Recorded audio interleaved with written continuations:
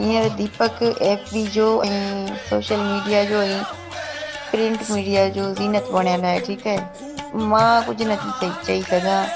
मुंहिंजी personal life हुई, मूं पंहिंजी ज़िंदगी जो फ़ैसिलो वरितो।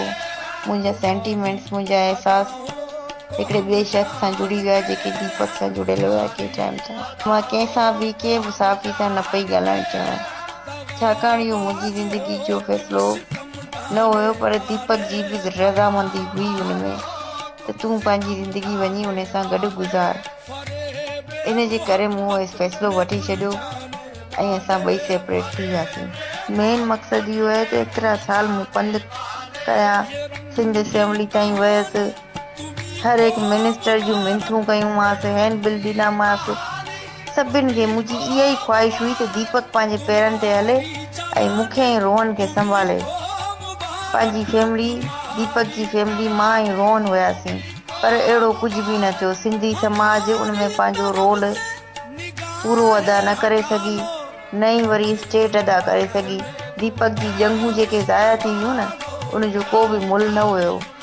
जेको इंसान जो असल उज़ो हूंदो आहे उहो असल ई हूंदो आहे, नकल हूंदो आहे। उहे शयूं पंहिंजी जाइ ते रहिजी वियूं। हेतिरनि सालनि खां वठी मां अकेली पंधु कया, ॾुख में हुअसि। कॾहिं मूंखे त ईअं महसूसु थींदो त मां अकेली पंधु पई करियां, छो मूं सां गॾु दीपक छो न आहे। मुंहिंजा अहसासात, मुंहिंजा हर जज़्बा दीपक सां जुड़ियल हुया।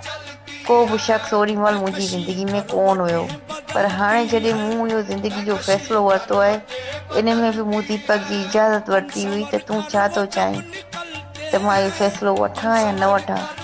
दीपक मूंखे पाण इन शइ जी इजाज़त ॾिनी त तूं वञ, इन सां ज़िंदगी गुज़ार। इन जे करे मूं इहो फ़ैसिलो वरितो ऐं असां ॿई सेपरेट थी वियासीं। मां पंहिंजे रोहन पुट सां ॾाढो प्यार थी करियां ऐं हुनजी जुदाई ईअं सम्झो मुंहिंजे लाइ मौत आहे। ऐं अॼु ॾींहुं ताईं बि मूंखे दीपक जो अहसासु आहे। दीपक ऐं मां अॼु ॾींहुं ताईं हिकु सुठा दोस्त आहियूं, हमदर्द आहियूं, रूहानी फ्रेंड आहियूं। पर हीउ जेको फ़ैसिलो मूं वरितो हुयो, इन में मां ॾाढी कंफ्यूज़ हुयसि।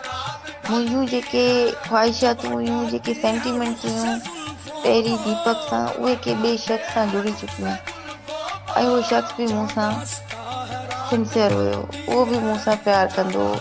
मां अक्सर इहो सोचींदी हुयमि त मुंहिंजे हिन फ़ैसिले जे करे घणियूं ज़िंदगियूं तबाह ऐं बर्बाद थी वेंदियूं। मूं दीपक खे सॼो ॿुधायो बि हुयो त दीपू, मुंहिंजूं जेके सेंटीमेंट्स आहिनि या मुंहिंजी जेके सिंसियरिटी आहे, उहा के ॿिए शख़्स सां जुड़ी चुकी आहे ऐं मुंहिंजे लाइ जीअण ॾाढो ॾुखियो थी वियो आहे। ऐं हेतिरनि सालनि जो जेको पंधु आहे, उन मूंखे थकाए छॾियो हुयो। मूं जेको स्ट्रगल कई पे दीपक जे इलाज जे लाइ, दीपक खे ठीकु करण लाइ, उन में सिंधी समाज जो जेको रोल हुयो उहो तमामु घटि हुयो।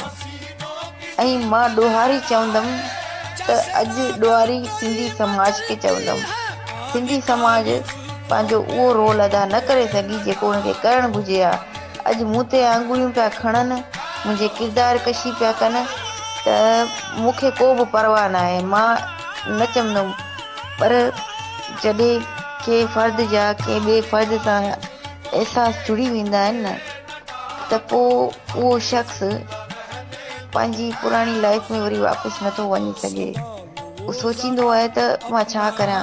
मुंहिंजे लाइ बि इलाही ॾुखियो हुयो ऐं ॾींहुं राति सोचींदी हुयसि त आउं दीपक खे, रोहन खे छॾे करे हिकु ॿिए मज़हब में कीअं थी वञी सघां।